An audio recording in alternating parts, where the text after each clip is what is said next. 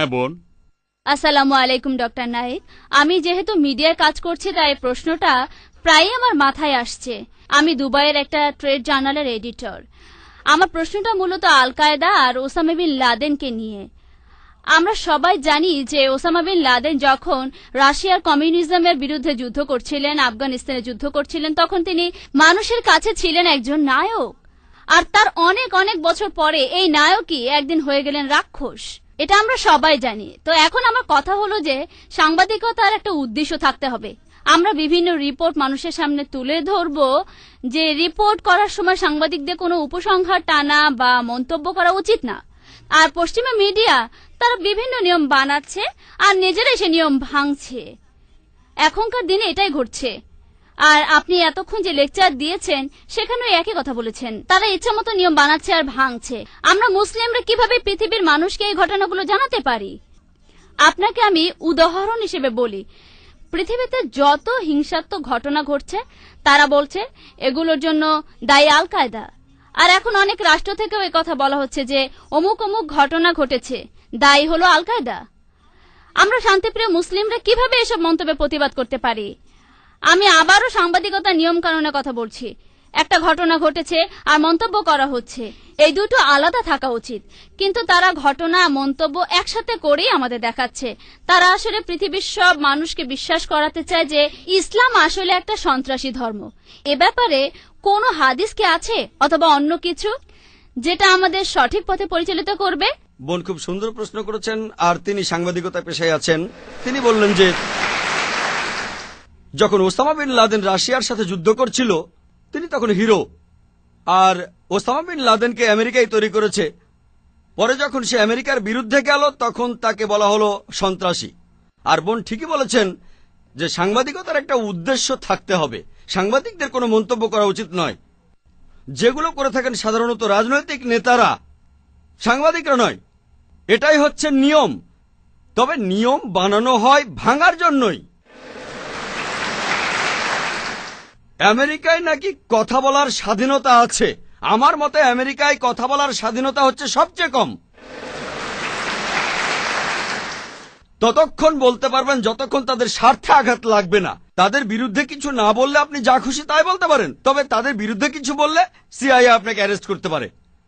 আমার মতে পুরো ব্যাপারটা একটা নাটক, লোক দেখানো। কথা বলার স্বাধীনতা। আপনার প্রশ্নে আসি, আমরা কিভাবে জবাব দেব ওসামা বিন লাদেন সম্পর্কে, আর কোন হাদিস আছে কিনা ইত্যাদি। এই প্রশ্নটা আমাকে করা হয়েছিল অস্ট্রেলিয়ায় কয়েক বছর আগে। পার্থে আমেরিকার কনসাল জেনারেল আমাকে এই প্রশ্নটা করেছিল। আমার লেকচারের টপিক ছিল টেররিজম অ্যান্ড জিহাদ। তিনি প্রশ্ন করলেন, ভাই জাকির, আপনি কি মানেন যে ওসামা বিন লাদেন একজন টেররিস্ট? এটাই প্রথম প্রশ্ন।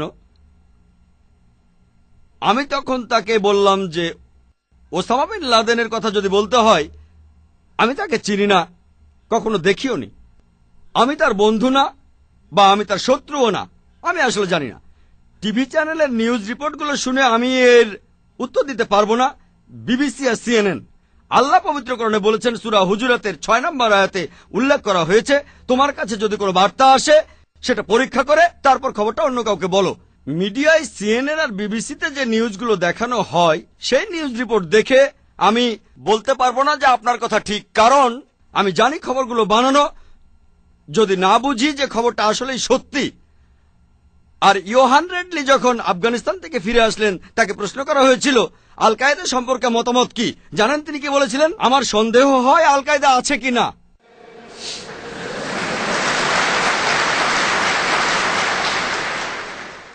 তাহলে সিএনএন আর বিবিসিতে প্রচারিত নিউজ রিপোর্টগুলোর উপর নির্ভর করে আমি এর উত্তর দিতে পারবো না। আল্লাহ জানে আসল ঘটনা কি। তবে সিএনএন কে কন্ট্রোল করে আমেরিকা। সেখানে জানতে পারি যে তারা হাজার হাজার আফগানিকে হত্যা করেছে, ইরাকে আক্রমণ করেছে। এই চ্যানেলগুলোই বলে। এই চ্যানেলের মালিক যারা তারাই যখন এগুলো বলছে আর গর্ব করছে, তাহলে এই খবরটা নিশ্চিত। তাহলে যদি বলেন কে 1 নম্বর টেররিস্ট, আমার মতে জর্জ বুশ। এই কথাটা পরের দিন পেপারে হেডলাইনে আসলো যে ডক্টর জাকির নায়েক বলেছেন তিনি একজন মৌলবাদী আর জর্জ বুশ 1 নম্বরের টেররিস্ট। অস্ট্রেলিয়ার নিউজ পেপারে হেডলাইন হয়েছিল। জানেন, কিছুদিন আগে একটা সার্ভে করা হয়েছিল, আমেরিকার শিকাগোতে একটা সার্ভে করা হয়েছিল, আর সেই সার্ভেটাতে টেরোরিস্ট হিসেবে নাম দেওয়া হয়েছিল 3 জনের। 3 জন, 1 নম্বর ওসামা বিন লাদেন, 2 নম্বর সাদ্দাম হোসেন, 3 নম্বর জর্জ বুশ। আর এই সার্ভেটা শিকাগোর বিভিন্ন শহরের লোকজনের উপর করা হয়েছিল।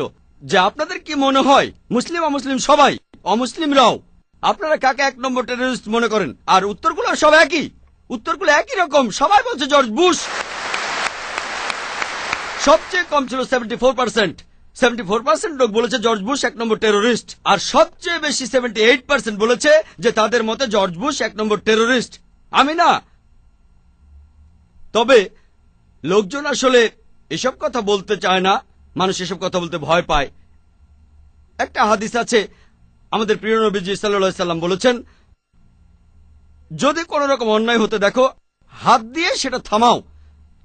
যদি হাত দিয়ে থামাতে না পারো, তবে মুখ দিয়ে থামাও। যদি মুখ দিয়েও থামাতে না পারো, তখন তুমি মনে মনে অভিশাপ দাও তাকে, আর তখন তুমি হবে সবচেয়ে নিচু স্তরের মুমিন। তাই আমি স্পষ্ট করে বলি, আমি সত্য কথা বলি, আল্লাহ কিছু মানুষকে হাত দিয়ে থামানোর সামর্থ্য দিয়েছেন, কিন্তু তারা না থামালে আল্লাহ তাকে প্রশ্ন করবেন। আল্লাহ অন্তত কথা বলার সামর্থ্য দিয়েছেন, তাই আমি কথা বলে যাচ্ছি। এই কথাটা আমি ইংল্যান্ডেও বলেছি, সেখানকার পুলিশ চিফের সামনে, সেখানকার মেয়রের সামনে, আমেরিকায় বলেছি, অস্ট্রেলিয়ায় বলেছি, মালয়েশিয়ায় বলেছি। তবে আমি বলেছি হিকমার সাথে, হিকমার সাথে, হিকমার সাথে কথা বলেছি। আল্লাহ আমাকে কথা বলার সামর্থ্য দিয়েছেন। যদি আমি না বলি, তাহলে আল্লাহ আমার এই ক্ষমতা কেড়ে নেবেন। আল্লাহ আমার কথা বলার ক্ষমতাটা কেড়ে নেবেন। এটাও না পারলে মনে মনে অভিশাপ দেন। আর অমুসলিমরাও এ কথা বলছে।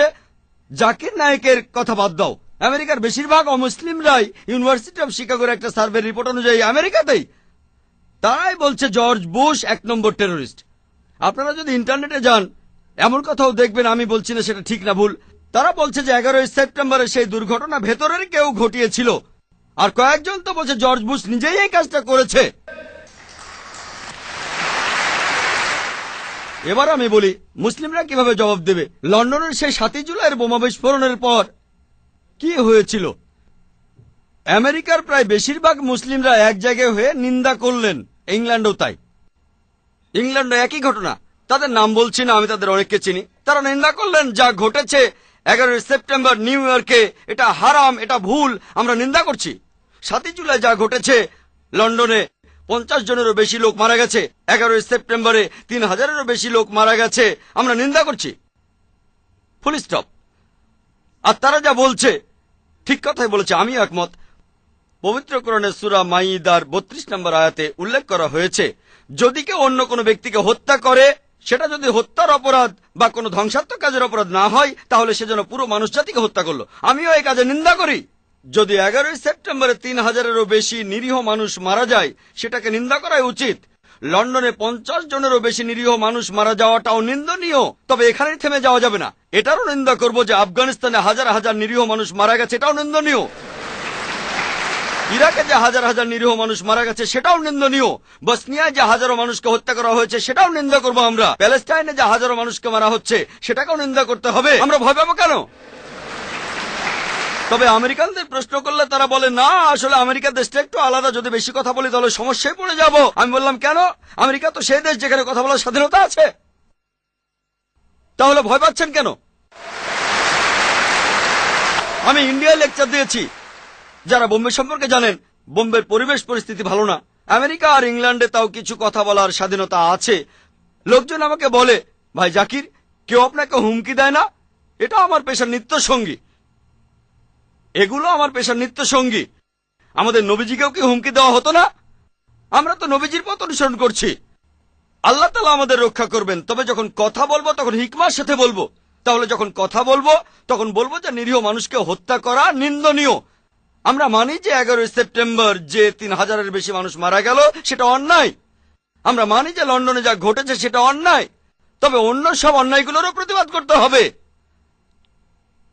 যখন একজন লোক শরীরে বোমা বেঁধে সেটার বিস্ফোরণ ঘটায়, সাথে 20-30 জন নিরীহ মানুষ মেরে ফেলে, তাকে তখন বলা হয় টেরোরিস্ট।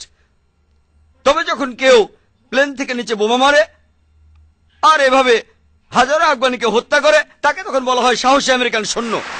এতে সাহসের কি আছে? এটাকে বলা হয় চুরি করে যুদ্ধ। এতে সাহসের কি আছে? উপর থেকে বোমা ফেলছেন, আর একটা বোমাতে কাজ হচ্ছে 50টা বোমার সমান। আমাদেরকে বুঝতে হবে যে ইসলাম হলো সত্যের ধর্ম। আর আমি আমার প্রশ্নের উত্তর শেষ করার আগে পবিত্র কোরআনের একটি আয়াতের উদ্ধৃতি দেব। সূরা ইসরার 81 নম্বর আয়াতে উল্লেখ করা হয়েছে, ওয়াকুল জাল হাক্ক ওয়া জাকাল বাতিল ইন্নাল বাতিলা কানা জাউকা। যখন সত্য এসে মিথ্যের সামনে দাঁড়ায়, মিথ্যে বিলুপ্ত হয়, কারণ মিথ্যে প্রকৃতিগত কারণে বিলুপ্ত হবে।